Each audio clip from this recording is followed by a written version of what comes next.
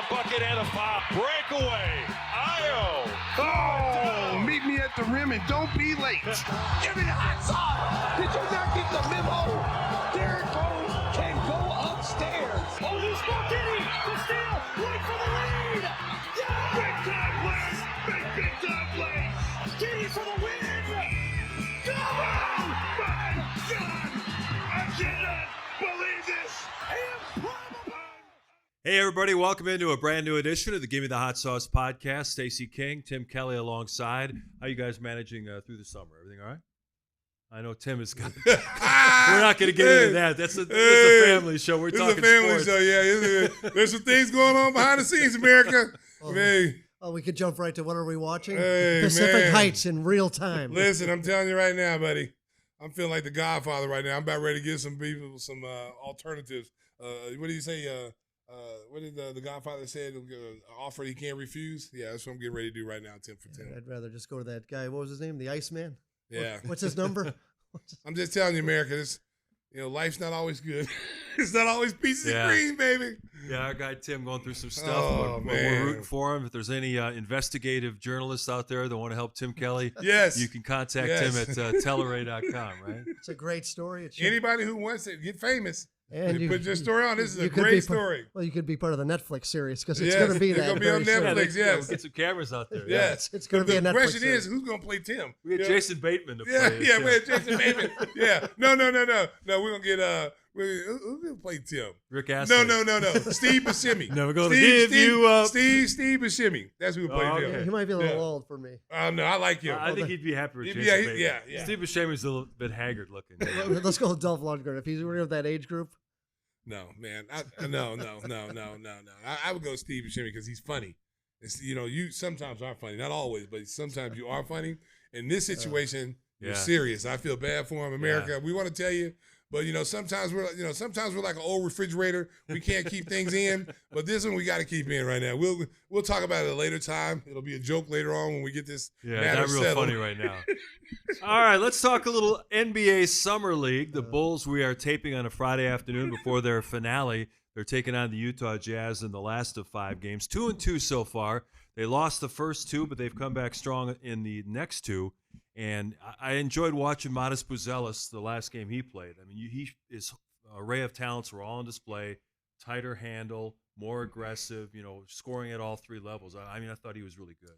Well, and we knew going into it, Mark, that he was only going to probably play 2 or 3 games. Yeah. And so I think they were happy with what they saw, that he has evolved, that he's getting better, he's getting stronger. I mean, 28 points, 5 rebounds, assists, a steal, 8 of 14, very efficient. And they played a really good game. And then you see Noa Essengue with his points. I mean, he, everybody was talking about the dunk mark. You know what? That was unfortunate. Let me tell you something, man. Listen, if you play defense in the NBA, you challenge shots, you are going to get dunked on, okay? I don't care how good you think you are. Some of the best shot blockers that's been in NBA history have been dunked on, okay? Mm-hmm. Michael Jordan's been dunked on. Scottie Pippen's been dunked on. I've been dunked on. I don't like to admit it, but I've been dunked on. Now, I think that what made it the meme was the face. The meme was the one that and it looks like a horror film there. Like you know what? just saw a ghost. And let me say this, American. I know it's an uncompromisable picture, okay? But what kind of face are you going to make? Yeah. Like, I mean, when you're going up to challenge somebody for a shot, who's worrying about what their face looks like? Too. It wasn't he was a real chance to block. And you know what, Noah? If I was you, the person you need to blame was Modest, because Modest wasn't let. If you watch the film, Modest Furphy blew right by Modest and with the Olay defense. So that was all. It was like domino effect. Once he let him go and get a full head of steam, and then the other rookie had a chance to stop him. Lachlan. Yeah, he had a chance to stop him. And he was like a traffic cone, Olay! And he let him through. And at least Noah challenged him. And I know, like I said, everybody was making such a big deal out of it. Listen, it's part of the game. Yeah. And it's not going to define his career. It's the freeze frame that killed him. It's not going to define his career. Who cares? You won't even, if he comes out and has a great career, no one is even going to remember that dunk. Yeah, he got roasted. And then that unfortunate incident on SportsCenter where the 2 anchors saw that photo and just broke down laughing, and they're laying on the table. And even Chuck Swirsky took him to task. Yeah. It was so funny. Chuck put out a tweet. He goes, he's a fine young man, and he's just trying to play defense. And he goes, and he said to the woman who was the co-anchor, he said, "Why don't you put a tape of all your mistakes?" Oh, Chuck. wow. Chuck fired back. Chuck came like the big brother, baby. He came out of the tree swinging. Chuck Swirsky, baby, way to get his back. Nicole Briscoe was the anchor. Yeah. Listen, man.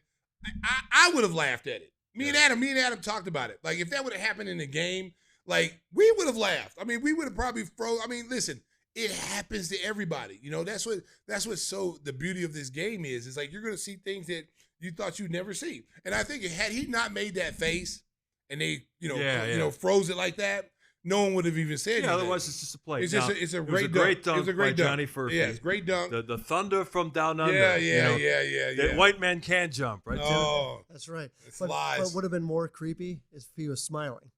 No. Yeah, I mean, You got to look at it you're from the not gonna other be happy about perspective. getting He's dunked going on. like this. Listen. But hey, the way he cocked that back, I mean, Listen. most guys will hold it up here. He went all the way down. Listen, I'm gonna tell you something. Furphy showed me something. I didn't know he had that. Yeah. I didn't know he had that. Like, I saw him at Kansas, Yeah. and he was just a straight catch and shoot guy, come off screens. I didn't know he had that. And I think that might have surprised Noah too, because Noah probably didn't even know who he was up until that point. And he was talking But he trash knows now. afterwards, too. He knows who he is now. Yeah. He'll know him forever. And he'll probably get a chance to play this year because Pacers are kind of in that weird situation with Halliburton now. Well, and they lost they lost Miles Turner. Yeah. But I tell you what, though, I mean, that kid can play. I saw him last year when he got little time, garbage time. He can shoot the basketball. To me, he's better than Grady Dick. Mm-hmm. And Grady Dick has been getting a lot of minutes in Toronto, and a great shooter. But this kid can shoot it. He can put it on the floor. Again, I did not know he was that athletic. Wow. That was an athletic play. That was something. I mean, seriously, like I had to rewind that like 10 times. Yeah. I go, did he just do that? Yeah. Is that Furphy? And with a name like Furphy, you don't think he has those kind of hops. That's not the first thing that comes to your mind. Right. Johnny Furphy. I mean, it sounds like he works at Five Guys or something. Have a Furphy burger. It doesn't sound like a basketball player. But I tell you what, that kid can play, and he's gonna get some minutes this year. And our rookie, listen, took a lot of brunt of all these people talking and laughing, all that stuff. At the end of the day, everybody gets dunked on. If you play defense, if I'm the Bulls, I'm concerned if he's not playing defense. I'm concerned if he's not challenging shots at the rim, because that's what we drafted him for, is to be a rim protector and also use his size and length to block some shots. So, yeah, he's going to get dunked on. There's probably going to be more dunks on his career he's going to get dunked on. And it takes away from the fact that he had his best game in Summer League. I think he had 21 points, 8 rebounds. Shot the ball well. He shot the ball well from distance. I think that he's a guy, we've talked a lot about the fact he's only 18 and a half. He's raw. He's going to develop, but he's got a nice looking jump shot, which is really going to help him in his. Listen, as long as he doesn't get cemented to the bench. Last year we saw it with Modest. Modest was getting 8 minutes a game here and there. When you draft a guy, in the first round, lottery pick, first round, whatever, and your team is not going to be a team that's going to be a top tier team to get to the second round. You've got to develop these kids. This is the only time you can develop, because there's no practice time. These guys don't practice. You can send him to the G League, but he's clearly going to be one of the best players in the G League. You saw that with Modest. Modest is going down there last year in the G League looking like Jordan. I mean, he was killing people down there. It was a waste of his time being down there. I don't want to say it's a waste of his time because he was getting reps, but you saw clearly he should be at the NBA level, playing NBA level minutes. So hopefully this year, they decide like, hey, listen, we're going to live with his mistakes. We're going to live with him sometimes being overmatched, but we're going to develop him, because at the end of the day, Mark, we talk about this every week. If this is the direction that the Bulls are going, you have to stay course. You have to stay the course. You can't worry about what the perception is on the outside. We're developing our younger players to develop them. So in 3 years, when we're ready to make a move to get to that upper echelon, we're ready to go with our core group, and we can go out and get a free agent. And in the fourth game of Summer League, both Modest and Noa Essengue sat out, so it was the guards that led a rally. They beat Milwaukee in a come-from-behind win. Jameer Young, one of their two-way players, man, he was getting – I watched him play with Windy City last year. Really crafty, only about 6'2", but change of pace dribble. He can get the spots he wants to on the floor. He's a really good lead guard. And then Javon Freeman-Liberty playing the shooting guard. They carried him to victory. The tough thing is for both those guys is that there's really not an opportunity here in Chicago. Now, Jameer Young is on a two-way deal. Woo. He'll have a chance to play for the Windy City Bulls, but he's blocked at the NBA level. He brought Trey Jones back. You still got Io and Kobe, and they're going to sign Josh Giddey eventually. So those guys, are looking for an opportunity elsewhere probably in the NBA while they're in the Bulls organization. Well, I tell you what, I've always liked Javon Freeman-Liberty. I think he's an NBA player. He was on Toronto for a little bit. Mm-hmm. He can play in this league. Unfortunately, he's on a team in the summer league now where you've got like maybe a 1% chance of making it because they're so guard heavy. And that's one thing the Bulls don't need right now, no matter how good they play, is another guard, unless they're going to free up by moving some guys. The team needs size. The Bulls need size. Everybody knows it. They know it. They need size. And, he's 6'2", another smaller guard. Freeman can score at this level, but we got scores at this level. Right. We got scores. The one kid that I like, Yuki! Yeah. That's my guy. He's fun to watch. I'm going to tell you something. Yuki Kawamura. Just for the entertainment purposes of it. I mean, seriously, watching him play, man, like he knows exactly where everybody is on the floor. He made some passes like behind his head that you like, how did he see that? That's like Stockton and, the Kyries and those kind of guys with vision. I think, his size hurts him, but there's been small guys in this league that make an impact. Muggsy Bogues, there's been guys in this league that have been able to carve out a nice career. Spud Webb. The one they love the kid in Memphis. Ja took him under his wing, I know, and they became really fast. Yeah, and I'll tell you what, man, like you could just tell his teammates love him. Like his teammates love him. He comes and works hard every day. He's gonna make sure he maximizes every bit or every ounce that he has to try to make this team. I hope they find some way to keep him, on a two-way deal. I don't know what his two-way situation is, but I think he's going to be in this league at some point in his career. I don't know when, but I do believe he's an NBA player. He can shoot the basketball. He can run your team. He can defend. The passes he makes, I mean, he nutmegged somebody a couple of games ago. Yeah. And, I mean, you don't see guys doing that. You're very talented, an elite guard that can do that. Like Trae Young does it on a regular basis, but you don't see a lot of people doing that because it's a high risk, low reward type situation. And he wasn't afraid to do it. I mean, I like him. I just like the way he runs the team. I just wish he was just a little bit bigger, but I still think he's an NBA player. That's just my opinion. And like I said, we're so stocked at guard. That's what's so sad about this whole situation is like unless a guy just knocks your feet off. Now if Young goes down and drops another 40 piece, you're like, okay, wait a minute, we got to take a look at this kid. Right. You know what I'm saying? So who knows? Yeah, so the thing with Kawamura is he played a lot of games in Memphis. They had a lot of injuries last season, so he got a chance to play second half of the season. He's looking for an NBA contract. Right now, all three of the Bulls' two-way slots are taken up, but that can always change because there's no guaranteed money there. And, I was interested to see what they're going to do with the kid from Australia, Lachlan Olbrich. More of a, old school player, a grinder, set screens, roll to the basket. Doesn't have the skill set that a lot of NBA bigs have right now. He'll probably, if he's going to be here with the Bulls, he'll be playing for the Windy City Bulls.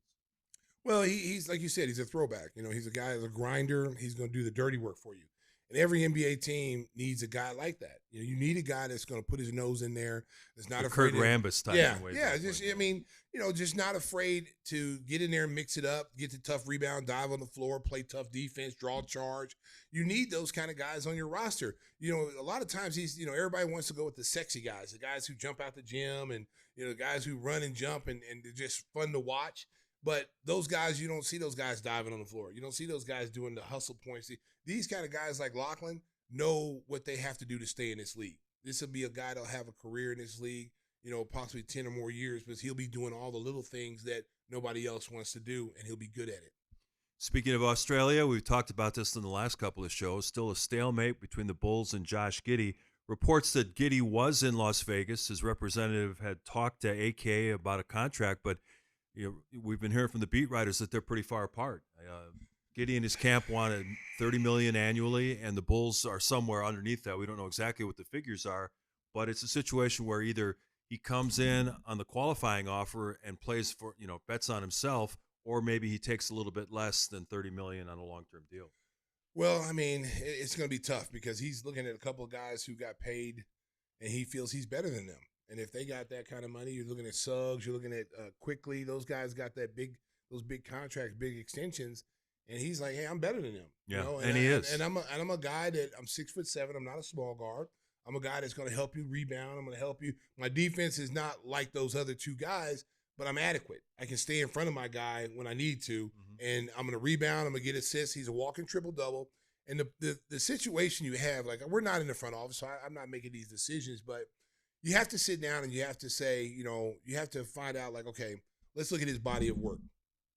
not just what he did with the Bulls, because what he did with the Bulls in that second half was phenomenal. Okay, so you put that to the side, and you have to ask yourself, was that a fluke? Was that a fluke? I don't think it was. I think he's been pretty consistent throughout his career doing what we saw him do in the second half. So if that's the case, Mark, and I understand the Bulls' point of view. Like, hey, listen, there's not a lot of money out there. If you can go out there and go get $30 million or somewhere close, and they know their money's not out there, so they're playing their hand. It's a tough game of chicken. You know what I'm saying? It's a tough game of chicken. We saw this with Jimmy Butler, and it didn't work out. Didn't work out because you end up paying more for Jimmy than what you probably would have paid, if you would have taken care of him when you needed to take care of him.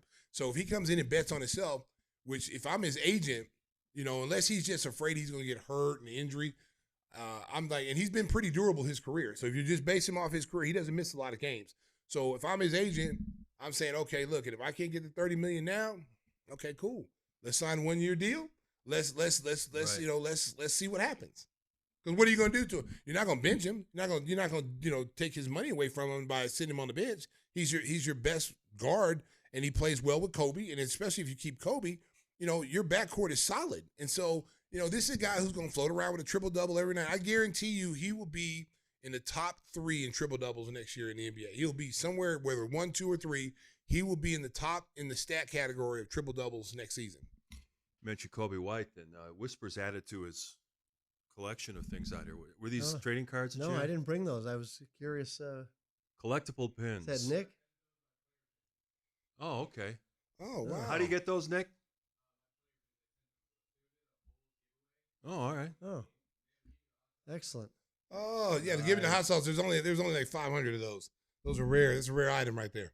Okay, show the public. Nice. There we go. Yeah. There it is. You probably can't see it, but these were giveaways this year at the Bulls game. They were very scarce. Only like 500 made, and I got number 400 and number 500. So that's it. Yeah, one of my coworkers at Channel 7 was watching the show on TV on the Chicago Sports Network, and she saw all the stuff. She was asking me about your hot sauce. She goes, which one do you like the best? I said, they're all great. See, Mark, you're a salesman. There we go. That's why we pay you the big bucks, And Mark. Tim, how can you get some hot sauce? Talk if you to us, want to order Tim. some? It's barbecue time. That's right. Give me the hot sauce. It almost happened. It was right there. Did you pick up on that? Yeah. Jeez. Just fell into it naturally. Give me the hot sauce.com. Pick up your favorite flavors today and get barbecuing. If you need to, maybe get rid of a neighbor and throw him on the grill. Wow. Sorry. Wow. See, that's the Wow. problem. We know what's on your mind. Yeah, these yeah, days. lying. So, Man. Yeah, but just go Subtle give me the hot hints sauce. from Whispers. Settling. Yeah. Yeah. There Murdering we go. somebody. Wow. Sorry, just- Yeah, it's You slipped can't out. look that up in the phone book. No. Wow. All right, back to basketball. Stacey said he wanted to talk about the Bleacher Report on the NBA all-time greats. So what area you want to go on that? Cisco, do we have that list?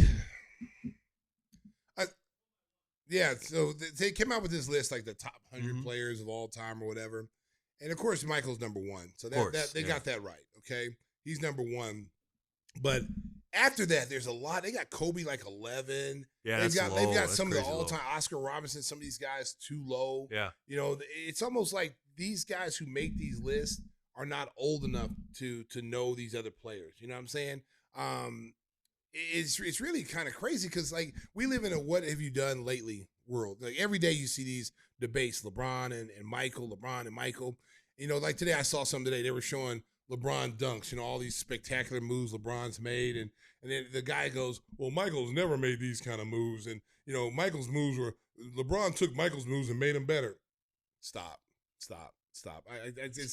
I hate even engaging with ignorance. You know what I'm saying? So it's like, you can't just have great players in the great eras. You know what I'm saying? You got to compare people. You got to tear someone down to push somebody up. And that's the biggest thing I hate is seeing some of these modern day players like Gilbert Arenas and some of these other guys talk about, LeBron and pushing, Michael down to push LeBron up because they have a narrative that they're pushing. With the Clutch people, they all work for Clutch, with Rich Paul. So they all speak highly of LeBron. And then if you go back and look at him 5 years ago, they say LeBron is behind Kobe and Michael. Right. Now they've elevated It's all him up. accounting stats. Yeah, exactly. And it's all accumulate. viral because now everybody's got a podcast, so it's all about viral. Listen, if you're gonna report things, try to be as close to fair as possible. Be objective. Don't be biased towards one or the other. That's what you're supposed to do. Like, there's nothing wrong with LeBron. LeBron is going to go down as one of the top 3 greatest players of all time. Now, I say somewhere 2 and 3, okay, but not number 1. People think because you played 20 plus years that makes you the greatest player. No, it doesn't. It means you played longer than someone else, and someone got as much done in a shorter period of time than it took you to do an extra 10 years to do. So, when I hear these different scenarios, and you don't have to tear down a player to boost another player up. You just don't. Because if you really want to say who could be arguably the greatest player, forget winning championships or whatever. You can arguably say Wilt Chamberlain is the greatest player that ever played the game. If you really, really want to look at pure talent and what the things that he was able to accomplish in a short period of time. Well, his athleticism was crazy for that period of time. He was a track and field athlete. He played for the Globetrotters. He ran like a 10-second 100-yard sprint at like 7 feet tall. Yeah, just unbelievable. As you see, okay, so there's a list. There's a list right there. Okay, so you got LeBron at second. Okay, you got Kareem. And Kareem has an argument could be the greatest player of all time. Sure. Absolutely does. When you consider high school and college. So it's very subjective. It's one of those things. It's great water cooler talk, and it's a great talk among sports fans. But the reality of it is like you could go with Oscar Robertson could be center. Jerry West could be one of the greatest players ever play. Bill Russell. Bill Russell has the most wins. Are we basing it off of winning championships? If you're basing it off winning championships, 11. And then like another 2 as a coach, 13, he would be considered the greatest player of all time. But his stats don't prove that. And plus the league, they only had 6 teams when he played. And Boston had all the money. They could go out and get all those great players. There's a reason why Boston has all those numbers retired. See, they were able to get players, and people don't know this.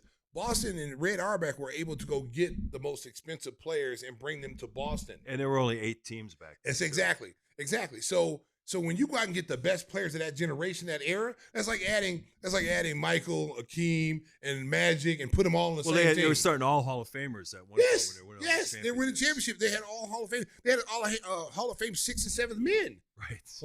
Well, back then you could offer a guy like Bill Russell $65,000 a year. And that was good money. Yeah, it was tremendous. And they could pay more than everybody else could pay. So, but that doesn't taint their championships. They won it. There could be a question mark amongst, real basketball fans. Like, what if all those guys were dispersed throughout the league? That's why Bill Russell's rarely mentioned when you talk about a Mount Rushmore with 4 heads. Yeah, Bill Russell, as you mentioned, won all those championships. And I'd have to look up his stats, but he averaged close to 20 rebounds a game. Yeah. I mean, he was more of a defensive player than a scorer. He's a defense anchor. But when you look at the all-time greats, people usually start with Michael and LeBron, but then it's a huge debate. I would definitely have Kareem on there. And that 4th spot, it's like, take your pick. You got Magic, you got Wilt. Okay, so Kobe. You see Shaq's up there. Tim Duncan is probably one of the greatest power forwards, so I don't have a problem with that. Bird being in, and my thing is, it doesn't matter where you are in the top 10 as long as you're in the top 10. Right. Okay. Steph, and I love Steph. Steph has changed the game for smaller guards. I don't know if Steph right now is top 10. I think he's what about Kevin Durant? He's on the list. Yeah. But I don't think he's a top 10 on there. And when you see the guys that are under that top 10 list, those guys would be elevated. Well, you mentioned some of the guys that played in the past: Julius Erving, Oh. Oscar Robertson, Jerry Look, West, Hakeem Olajuwon Hakeem was is 12th. outstanding. Moses Malone, Jerry West. I mean, Jokic, when he's done, if he continues to ascend, and I don't know how many years left he has to play at the highest level he has, he will go up. Dr. J being 20th. These guys who revolutionized the game, changed the game.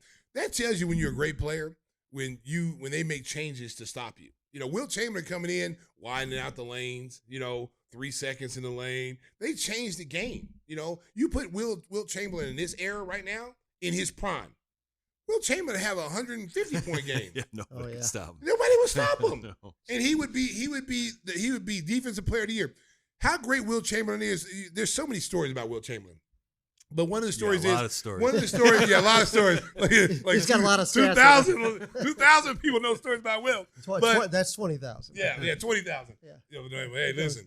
But Wilt, one of the stories about Wilt is, when he was scoring all the points, he was averaging 50 points a game. They said all he does is shoot and score. So then the next year he says, you know what? Okay, cool. I'm gonna lead the league in assists, and he leads the league in assists as a 7-foot big man who's a dominant offensive player, says he's going to change the game. Larry Bird, the story Larry Bird goes, Portland's talking trash to Larry Bird.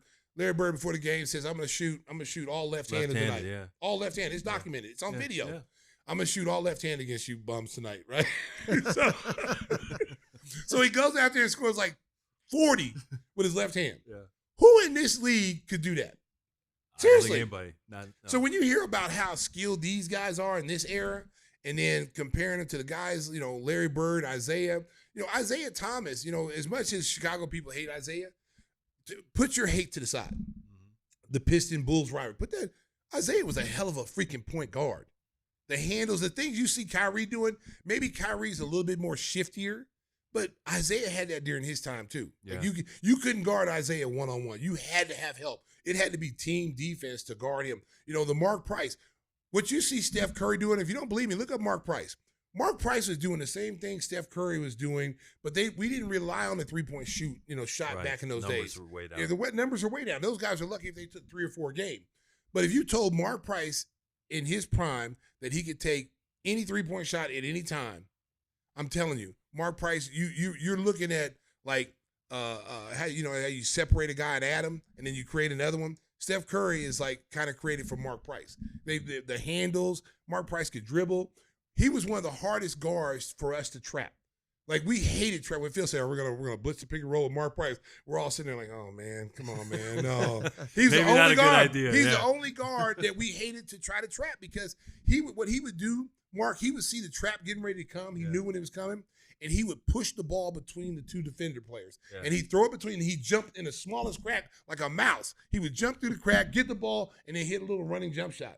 It was almost, you couldn't even guard him. He was that good. Getting back towards the top of that list that we had, Kevin Durant is going to Houston after the trade with a good young team. A lot of people downgraded him because he jumped and joined Golden State with Steph and Clay and Draymond. If he's able to win a championship with that Rockets team, you think that vaults him into the top 10 all time? He's one of the great scorers. Listen, what he's done, like he's mirrored LeBron. LeBron did it first, these super teams, and he tried to do it. Had he just stayed in one place, I think you probably see him in that top 10 somewhere. I said because he's moved around. And what you don't want is like with this young Houston team was on the come up without him. Mm-hmm. They were the second best team in the Western Conference. But they needed somebody like him, a go-to scorer. You need someone like them, but Brooklyn needed someone like him. Phoenix needed something like him. Okay, yeah. Which one are you getting? If I'm getting the one from Oklahoma City or Golden State, yeah, I want him. He's 37. I want him. Although he still looks. But if you're going to get a guy, who is going to disrupt what you've already created, I don't know if I want him. He's going to have to come in there and say, hey, look, I got to be a leader. I got to be a leader, not just a show you leader, but a vocal leader. The way he approaches practice. These young kids like Thompson and all these, Sengun. Those kids need to see. They idolize a guy like him. He needs to show them the way. This is how you are a professional. You come to work every day, work on your craft. You come early, you stay late. If he does that, they got a chance to get out of the Western Conference. But if he's one of these guys that, from what you hear, he's always unhappy, questions the coaching staff. And they got a no-nonsense coach. Well, he'll fight you. He'll fight you.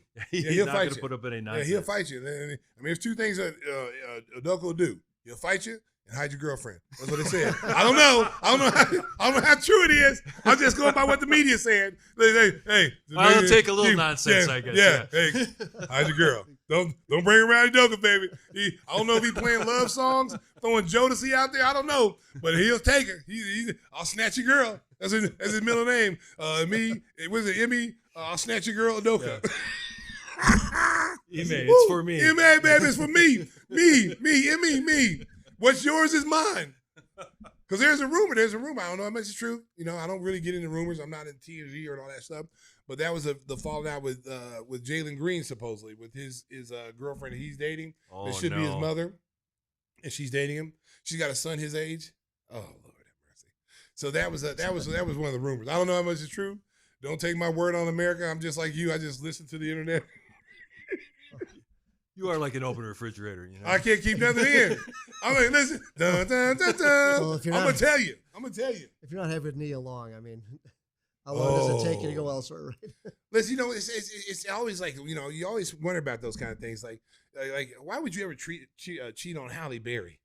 Like you've outkicked your coverage when you find a woman like that. How in the hell could you drop the bag on that one? These are things that keep Stacey up. I'm serious. I'm sitting there. I'd be kicking myself like, dude, you can't get better than Halle Berry and Nia Long. What are you thinking? You can only go down. You can only fall from the penthouse to the outhouse. What are you thinking? You know what? I think it's time to take a break because we got to let Stacey calm down. Halle, if you listen out there, I'd never cheat on you, honey. I'd never cheat.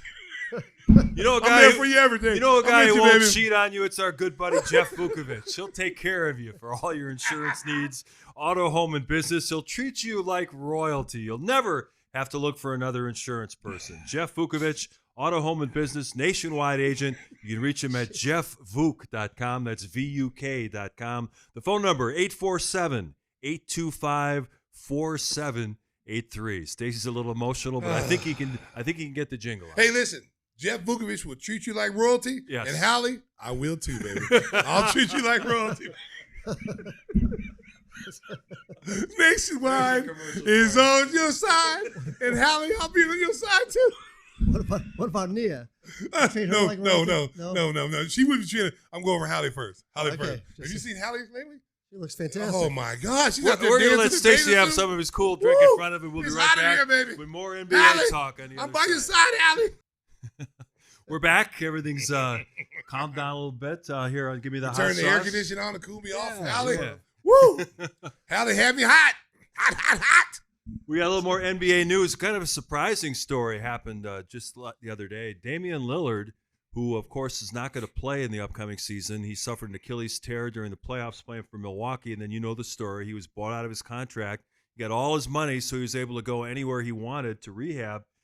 Part of the contention with the Bucks was that he wanted to do his rehab in Portland, where he played the first 11 seasons. He has, a wife and children there, and he wanted to be close to home with his family.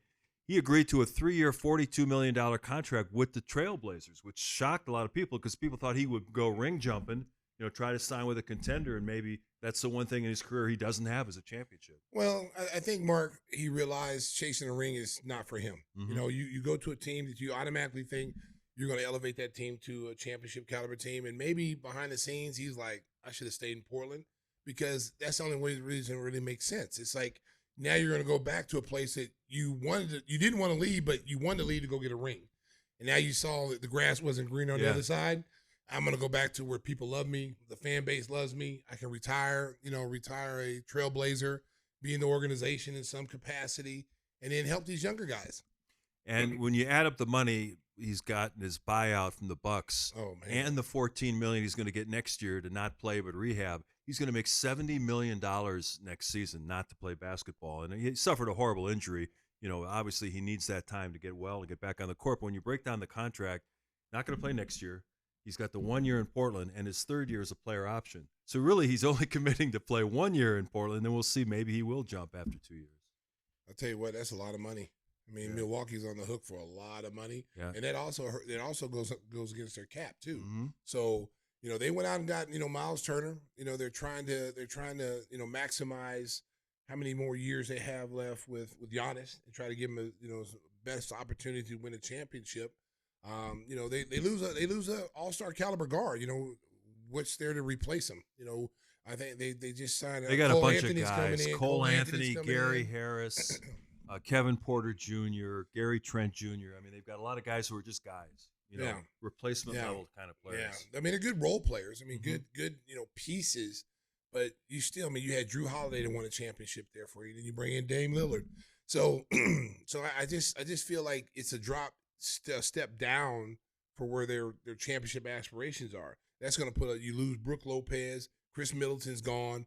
Pretty much, Pat Connaughton's got 1 foot in the door, 1 foot on a banana peel. He's gone. He's in Charlotte now. So they're done. So almost everybody off that championship team. Still have Portis. Yeah, well, Giannis and Portis are the only guys left from the championship. So that wasn't. You're not talking like 8 years ago. That team was dismantled very quickly. And those pieces now are like sand in the wind. It's Dust gone in the different wind. places. The famous Is Portland a sleeper though now because they got all the assets? Got Drew. They are asleep. Hey, the West is loaded. You don't think they can do They're anything? better. They finished strong. They wound up 22-18 over their last 40 games. They're going in the right direction. Well, you look at what San Antonio's doing, and they didn't make the playoffs last year. New Orleans has some pieces. I still think Utah's the worst team in the West. Portland may not be, much better than that. No, but Portland was making strides in the second half. And you know what? It's good to see them give Chauncey Billups, some rope, and let him, develop this young kids. They lose, Anthony Simons, who's gone. Where'd he go? Did he go to? He went to Boston. And Boston's looking to move him again because they're trying to cut payroll. Yeah. That's where Drew Holiday went back to Portland. The irony, of course, is that Holiday was traded to Portland for Damian Lillard. Now they're going to be teammates, which is very and I think I think if Damian Lillard was healthy, I think they would probably move Drew Holiday. I'm sure they've got Scoot Henderson, Shadon Sharp, and you got two kids. You got two kids that now they'll be going in like year 4. For those guys, you want to see them take a huge step in year 4. You want to see what Scoot Henderson is. He a point guard? Is he a combo guard? But when you got all these veteran guards there, that are going to require minutes, the development for him is not going to be there. So he's going to be behind. And you know what happens when teams don't develop their players? They get rid of them. He's not as good as we thought, and he goes somewhere else and blossoms. And they got the if you've been watching Summer League, they got the young kid from China, Hansen. Yeah, he was yesterday. Jokic. He was going Dame time. I mean, the kid knows his references. I'm telling you, he's going to be. And they got the kid Klingon from Connecticut, who's a very good, young rim protector. Mm-hmm. They got some very good young pieces. Avia has played extremely well for them at the small forward position. So they're set. Remember, they still got Jeremy Grant. They still got a lot of money on their books that they got to try to free up. And the thing is, they still owe the Bulls a first-round draft pick from the Lowry marketing trade, but it was lottery protected. It's lottery protected all the way till 2028. Then it becomes a second-round pick. So if you're, as a Bulls fan, we hope Portland makes the playoffs because you get that pick. But I don't know if that's ever. Yeah, it's like the lottery, waiting for a lottery winning ticket. You just go every year, get the same results. Nothing. Zippo. Wow. 0. Speaking of great players on the move, Bradley Beal got bought out after they saw what happened in Phoenix, saw what happened in Milwaukee. They decided they would stretch his contract over 5 years, buy him out, and he's jumping on with the Los Angeles Clippers. They have a big-name starting lineup now. It's Beal and Harden in the backcourt. You've got Kawhi Leonard, John Collins, who was acquired, and, of course, you've got Zubats and Brook Lopez at center. So they'll be in that mix, that 4 to 8 mix in the West. Well, it's all going to depend on health. If they have guys that can stay in the lineup, especially Kawhi Leonard, trying to play, try to get him to stay up for 70 games during the regular season is going to be tough because he's, last few years he's been battling injuries. He's been missing a lot of games. And so when you have him in the lineup, the Clippers are a very dangerous team. Without him in the lineup, they're an average team because you rely on James Harden to carry you, and it's not that he can't carry, but he's not the same James Harden that we saw in Houston where he could carry a team by himself. So they went out and got some very good complementary pieces. I've always been a big fan of John Collins. I think he's a very, very good power forward. He's going to rebound. He stretches the floor now. He's really developed an outside shot, and he'll dunk on you, and he'll block shots. He'll rim protect. You got Brook Lopez, a veteran guy who, you can get leadership from. He can play at a high level. He'll rim protect, and he'll take some pressure off Zubac. He gets in foul trouble. Now you can run somebody else out there that can give you good quality minutes. So the business is pretty much done for this year. We're going to kind of have a dead period after Summer League ends until training camps open in late September. It ain't done yet, Mark. We're just waiting for the restricted free agents to sign. Ain't done yet. You think Kuminga is going to be on the move? Oh, Kuminga. I can see it coming, baby. The Bulls are working tirelessly. I'm telling you, they're behind the scenes doing things. Hey, listen, you didn't hear from me. I'm just going by what the reports say, people, okay? Because we don't get them. I don't want you to say, well, Stacey said we were going to get. No, Stacey just replying to what everybody else is saying. But if we were able to pick him up, I don't know what we'd have to give up. I don't know what. You know what you'd probably have to do to get him? You'd probably have to do a double sign and trade where Giddey went to Golden State. Hell no. I wouldn't do it, but I'm saying that's what you'd have to do. Hell to the no. That ain't happening. Yeah, that's what I'm saying. To get Kuminga, listen, first of all, Golden State is in a tough situation, okay, because, he could play a qualifying offer and then be unrestricted, the next season. Mm-hmm. So you don't really have any, like, you can't force teams to play ball with you, okay? The best offer you got to take. And a lot of teams don't have what it's going to take to get them. And they also know that Golden State is desperate to move the kid because you benched him last year because he didn't sign the deal that you wanted him to sign. You benched him. You know he can play. Teams out there, everybody knows he can play, okay? But if you know they're desperate to move him and they're going to sit him on the bench anyway, why am I going to give up a ton of stuff for him? And the funny thing is, we all know Steve Kerr, one of the most likable guys you'd ever want to meet in your life, but he does not like Kuminga's game. He's made that clear. He said he does not fit when you've got Jimmy Butler, Draymond, and Steph. He goes, it doesn't fit with that lineup. It's nothing personal, but he doesn't see the fit. So when your coach is saying you don't fit, it kind of hurts your leverage, from a bargaining standpoint. Well, and then Mark, this was wrong with coaching. Okay, this is why I don't like coaching in the NBA, because you're so worried about what a guy can't do, what he can't do. Okay, this is the reason why you develop players. You develop it into find out what his shortcomings are, concentrate on his strengths. This is what he can do to help my team win. Okay, runs the floor, gets out in transition. Golden State wants to play fast. How can he not fit that system? Golden State wants to run and play at a high pace. He's a high pace guy. They just are not good at playing their younger players. Moody's been wasted on the bench, since he's been there. Steve seems to like Podziemski though. Podziemski was starting. Yeah, because he's a Rocky story. He's a kid that's like a grinder. He's that kind of guy. It's like having like Arcidiacono, the guy that's going to come every day. He's going to bust his butt. He's going to do everything you need him to do, and he's going to dive on the floor and do all those things. You love those kind of guys, but at the end of the day, you like talented guys too. Yeah, you're not winning championships. You don't draft a guy 6th or 7th in the lottery and not play him. And it's not that he wouldn't play. If you look at his numbers, Kuminga's numbers have gone up every single year. You got a guy average like 8 points a game as a rookie to like 17, 18 points in one of his years, these last couple of years, but he's averaged consistent like 16 points a game. How is he not in your system? How is he not your kind of player? And I love Steve. But coaches get this personal thing, and it used to be. I can't stand that. Listen, we don't have to like each other. You don't have to like me. I don't have to like you. Mm-hmm. But we're going for the same goal here. We're trying to win a championship. If I can help you win a championship, and you can help me get a championship, let's work together. We don't have to go out to dinner together. We don't got to hang out. I'm not going to be disruptive, and you don't need to be disruptive to me. Again, just how can we both win this championship and we both benefit from this? I never understood these coaches take things personally. Guy says something, I'm not playing him anymore. I hate that. Just win. It's all about winning. I don't care how we win, Mark. Just win. So that's what's left to watch in terms of business in the NBA. You got the 4 restricted free agents: Giddey, Kuminga, Cam Thomas in Brooklyn, and Quentin Grimes in Philadelphia. So we'll be watching that as the summer goes on. Another great player. Summer's going quick. It's been brutally hot, and I know a lot of people are looking for some fall weather, but football season is almost here. Bears rookies report on Saturday, the veterans on Tuesday. So it's time for football. You ready? I'm ready for it, man. I'm excited for the Bears season. I think they're going to shock a lot of people. I think they're going to be better than what people think. Because last year I was disappointed. I put all chips in. I lost my house, lost my car, lost my dog, lost my girl, betting on the Bears. I lost everything. But this year I got it all back. I'm coming back for the second go-around. I'm putting all chips in. The Bears will make the playoffs. I guarantee they're going to make the playoffs. Who's Halle Berry's favorite NFL team, If she calls me, it'll be the Bears. we can watch the Bears together, baby.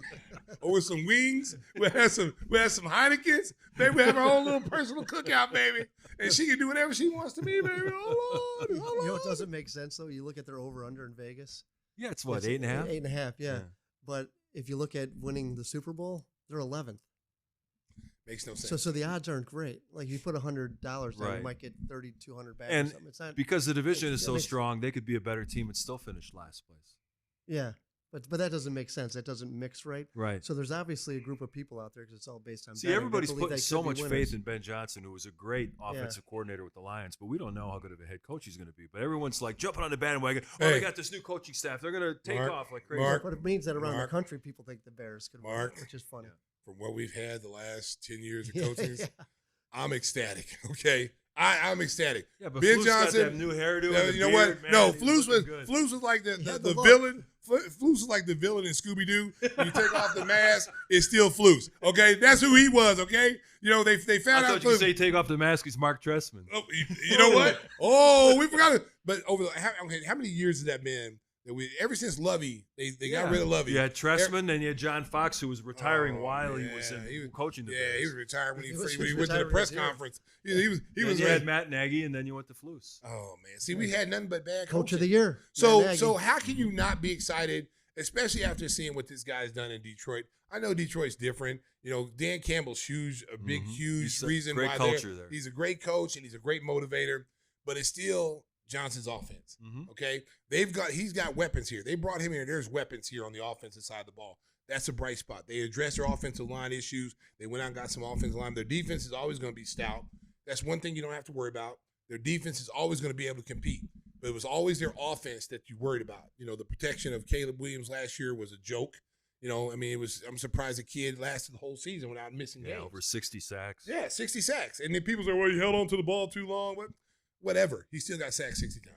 Okay, it's too many times for a young quarterback to have to get up off his butt every single time, like 3 or 4 times a game. And then not even counting, Mark, the hits he takes when he got rid of the ball on time. He's still getting hit. So you bring in a new coordinator. You got a quarterback coach. There's a much better understanding. You heard Caleb Williams talk about being able to communicate with people as a rookie, not communicating with your offensive coordinator or your quarterback's coach. You have to ask them for meetings. Come on, man. So it's got to be better. Great coaching staff overall. They really revamped it. Yeah, you look at some of the position guys. Antoine Randall L, Chicago area guy. You got did a Eric great job Bieniemy. with their receivers. Eric Bieniemy's running back guy. So, that should really help a lot. Their top 2 draft picks, though, coming into camp, Colston Loveland had shoulder surgery in January, was not allowed to do any kind of contact work in OTAs. Not that you're doing any hitting anyway, but he was standing on the side, basically. Now they're going to start training camp. We don't know how much he's going to be able to do.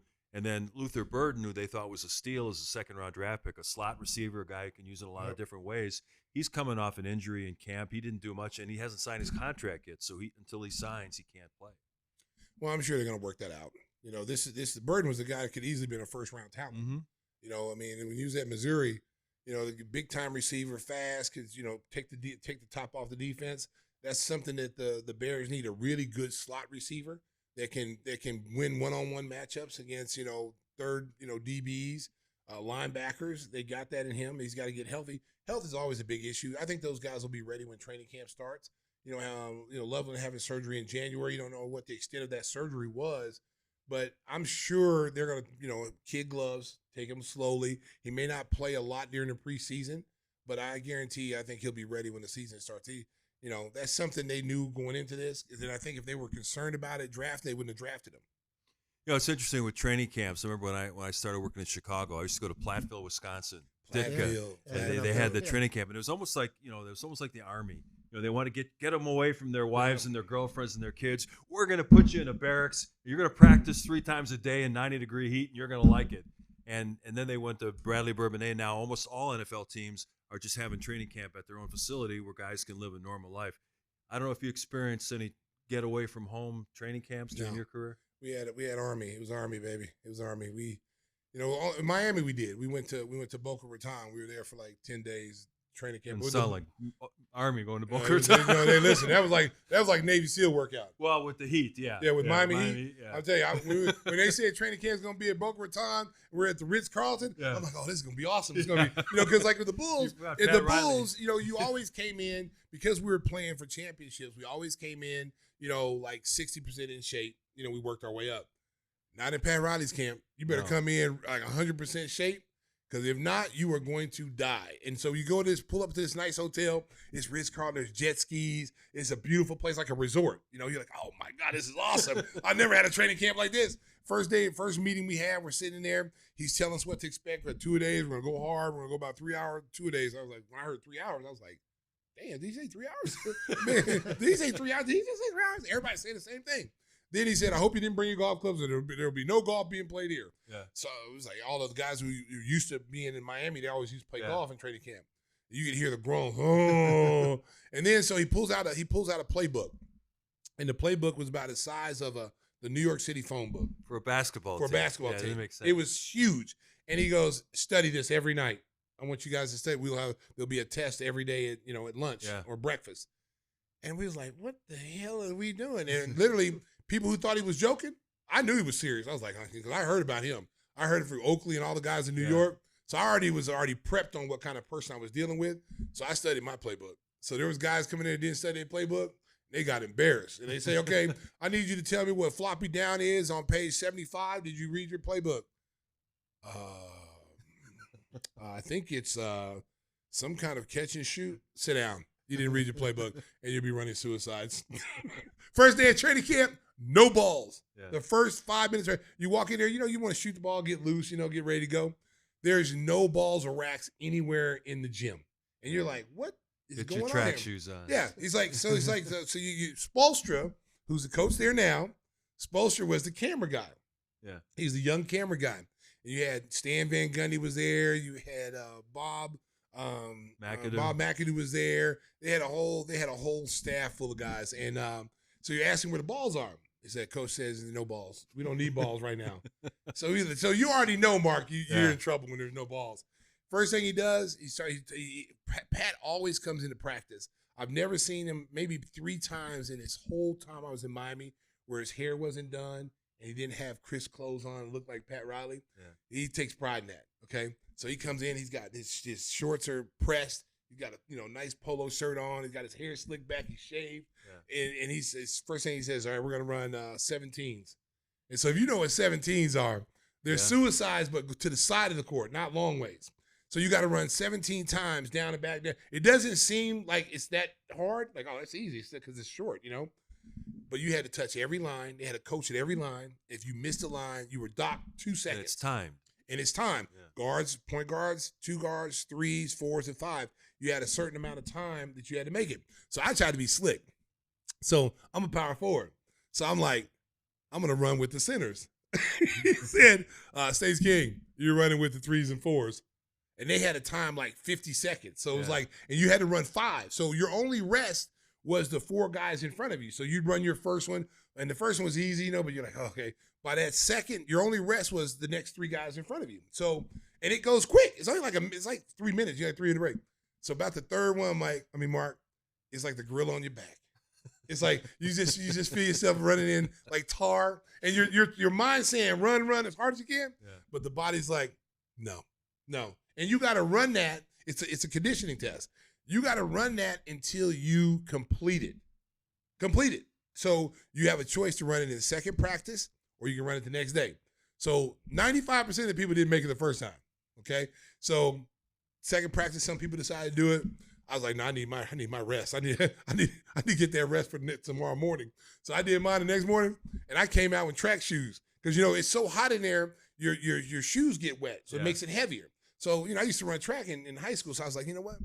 I'm gonna throw these track shoes on, these little light running shoes on, no socks, and I'm just gonna run these things. Everybody laughed at me. Oh, Stacey got track shoes on. Stacey got track shoes. Okay, I finished my 17s, and there were still about 15 people who had to run it for like a week before they were done. Remember Alan Ogg, Alan Ogg, 7-footer? He's like Will. He had like big feet, slow. Poor guy. I felt so bad for him. He couldn't do the 17s. He was the last one, and people were cheering him on. Come on, Alan, you can do it, big fella. Run, big fella. And they had to stop because it was so sad he couldn't do it. So they made him run lengthwise. They made him run regular length. So he had to run like 9 of those equals 17 side by side. And he finally made it. And it was everybody cheered him on, man. It was like, man, Pat Riley tried to kill this man. Terrible.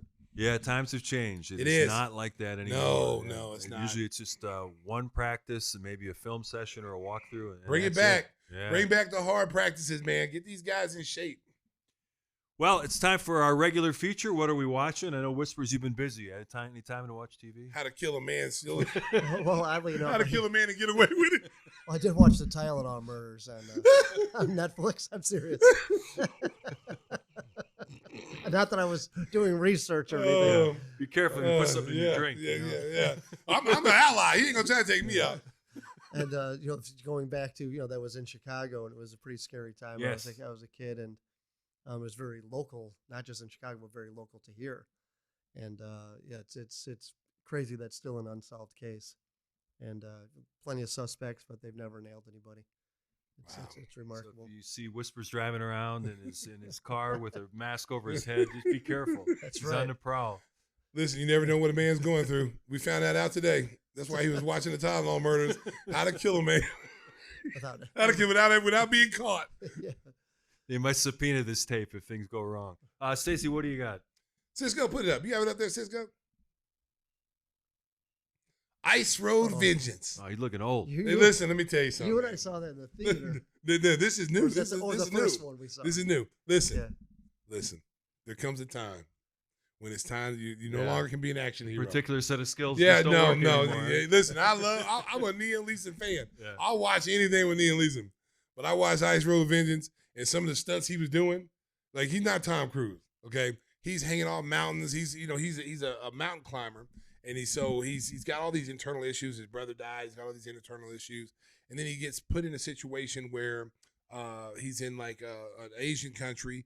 They're trying to help their people by building roads that can open up the land a little bit more. And there was a group of people, a gang, that didn't want it to happen, so they were trying to limit it.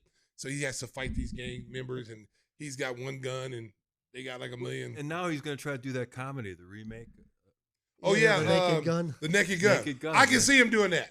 Really? I can see him doing it. It didn't seem that funny to me. No. I can see him. I Doing have a particular set of diapers. Yeah. I've seen the trailer. I don't know. Who would you? I mean, there's not too many people can play that, bro. There's certain movies that really don't need to be remade. That's one of them. That's one of them. I mean, but Hollywood's having a hard time, finding good scripts to write things about. They're doing a lot of remakes. They're messing up a lot of good movies, classic movies, and this is one of them. That's this, you can't redo that one, man. O.J. Simpson was in it. Leslie Nielsen was like hilarious in that. Yeah. I mean, just hilarious. You know who I could actually see being in that is Jason Bateman, for real. Like, I can see Jason Bateman because he has that kind of dry humor that he says something funny, but he's not trying to make it funny. He's looking at you and you're looking at him all serious. Well, like those commercials now, Bateman. Yeah, the Bateman. Yeah, he's hilarious, dude. Like I love watching him. Like in Ozark, he was hilarious in Ozark, and it was a dark show. But he was hilarious. But Jason Bateman is one of those guys. Identity. You see Identity Theft with him and Melissa. What's her name? McCarthy. But that was funny. She throat punched him. Yeah. Yeah, he should do that. He should do the Naked Gun. I think he'd be funny. Hey, Whispers, you'll get a kick out of this. I got a direct message on X last week, and somebody asked me, what did you recommend for what are we watching last week? Because I turned it off when Stacey started talking because I didn't want any spoilers. Yeah, I saw that, too. You know what? He got a nasty reply from me, too. I see all. I'm like Skynet. I'm like, hey, listen, you tweet something bad about me on there, I see all, bro. So you going to hear it. Doesn't miss anything. I don't miss anything, okay? So when I saw that, too, and I said, first of all, if you're gonna wait 20 years to see a movie, that ain't my fault. Okay? Yeah.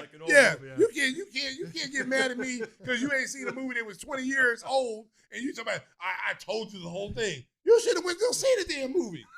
Yeah, for 20 years. Yeah. Yeah. It's gotta be there's a statute of limitations. You can't get mad at me because I told you about but something. the funny thing, they go back after the fact. Hey, what did you recommend? Because I stopped watching. Yeah. I mean, I stopped watching. Wow. Zip past it on Wow. YouTube. You know what? That hurt me. Yeah. That hurt me. I just want to throw that out there. Not too many things hurt me, but that hurt me. Yeah. So I'm not giving any more movie reviews just because that guy. So no spoilers from Stacey today. No more. I didn't even tell you what happened at the end. Yeah. But since you were smart ass, I'm going to tell you what happened. Liam Neeson got the bad guys, okay? He defeated the bad guys, and he lived. Now, I'm like an old refrigerator. I can't keep nothing in. So if you don't like it, tough. Wow. Yes. Hey, for all you folks out there who really loved the Ted Lasso thing with Jason Sudeikis, kind of a feel-good thing, a coach that supported all his athletes and stuff. There's a good watch on Apple TV. It's called Stick. It's about a professional golfer who his life fell apart. He got in a fight on tour and basically was blackballed from the PGA Tour. He lost his marriage. He lost his home. And he finds hope in this young Hispanic kid who was like 16, 17 years old, and he tries to mentor him. And it's got the real Ted Lasso vibes to it. So it's a fun I've watched show. the first 2 episodes. It's good, yeah. Did you? And the caddy, Mitz, is a good character. So, I mean, it's light. It's a half hour. And it's a Owen lot Wilson of fun. is funny. Yeah.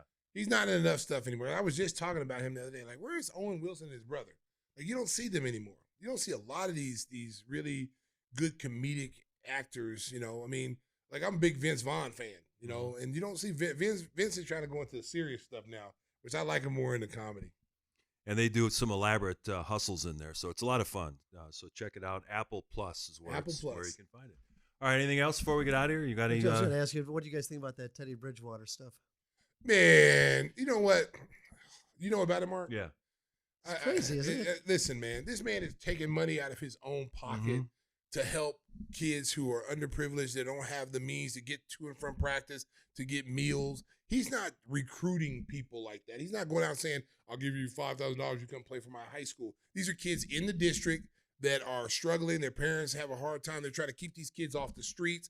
He's doing whatever he can to give these kids an opportunity. They're punishing him because he has the means to help more than what other coaches might. But in the era all of NIL, coaches will try to help to a certain degree. Yeah. But he has the means where he can extend it. Yeah, but as Tim just said, in the era of NIL, these kids can go out and get sponsored. I don't know how far it goes down in high school. I don't know if you can do it in high school. No.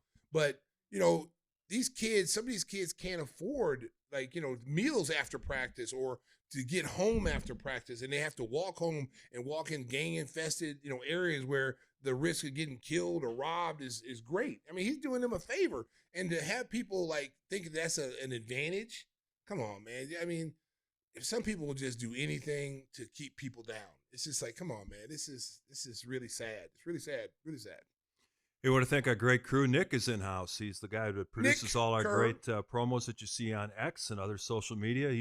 He's here. Cisco's here. They're having a conversation during that. I don't know if they were debating Teddy Bridgewater or where they're going to go for lunch. Oh, he was just probably telling Nick, you need to get some sun, some vitamin D. Nick came here and looked like Casper the Friendly Ghost. I wish we could get the camera over there right now. He's like a cup of milk. We always talk about how red Tim is. If you saw Nick right now, I'll give you some redness. Let me tell you something. Timmy looks really. He's got that SPF 1000 going. Oh man, but you know what? Nick's a hard worker. He's working. He's in office every day. He doesn't get out and get any sun. That's right. Okay. He's wearing his bear He's shirt. a young man. He's a young man out there, ladies. If you're single and you want a guy that looks like Brad Pitt's uncle, call Nick. Okay. You can only imagine what Brad Pitt's uncle looks like. And both these guys are on the job hunt now. They just recently graduated from college, so if you got any media-related opportunities, yes, those are your guys. Cisco recommend Cisco. and Nick. Cisco's been working his butt off. I mean, he's come a long way, America. We had him when he was a baby. He used to wear a little tight shirt from Mount Prospect, his old gym class T-shirt. Now he's walking around with Versace on. He's got Gucci slippers on. He got his hair cut. He got girls bringing him to and from work right now. This is what happened when you work at Gimme the High Sauce. Behind the scenes, we take care of you. Career opportunities. Hallie, if you're listening, we'll take care of you. Well, we'll be back with a new show next week. Tim may or may not be here, depending on how things develop with his particular situation. He has a particular set of skills that people should be afraid of. I don't want to see him on the news. I I know who to call for bail money. Hey, listen, I don't want to see him on the news. I don't want to hear him say, Stacey, I need you to bail me out. I'm in trouble. No, the call's coming. I can feel it. I can see the anger today. I was like, America, this is going to be a joke later on down the line. I'm just going to throw that out there. We can't tell you exactly what happens, but if you can just think in my mind right now, there's a joke coming very soon when this is all said and done. There's going to be a good payoff. No spoilers. No spoilers. Yeah, no spoilers. I told you, hey, Liam Neeson lived, and he saved the people, and they got the roles that they needed. So there. All right, stay safe out there. Stay cool until next week. Drive home safely, Chicago BB. He didn't come for the massage, he came for the facial. Don't zoom on. Does anybody know how to post videos to Facebook? There's a block party, Mike didn't get the invitation. That's a huge three. Mustard! Lonzo left alone. Sauce. Able to swerve, bend that corner. That's the last time I'm going to see it. Williams straight on. Giants.